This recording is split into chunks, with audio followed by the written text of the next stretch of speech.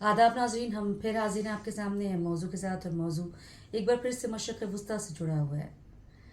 Israel Hamas की जंग में कमी नहीं आई है और शिद्दत बढ़ती जा रही है। कभी इसराइल की बर्बरियत मुसलसल जारी है और कभी हमास और यमन के हौसियों की तरफ से जवाबी हमले हो रहे हैं।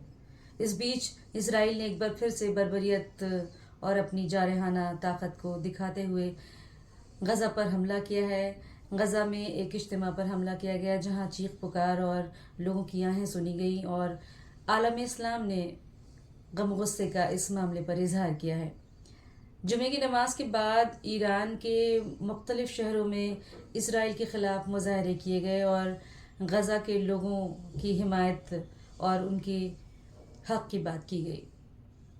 आपके लिए आज का ये भी सवाल है कि क्या गज़ा के लोगों को मुकम्मल तौर पर आज़ादी हासिल हो सकेगी या इसी तरह उन पर जुल्म बर्बरियत जारी रहेगी और आलम इस्लाम हो या आलमी बिरादरी तमाशा देखते रहेंगे।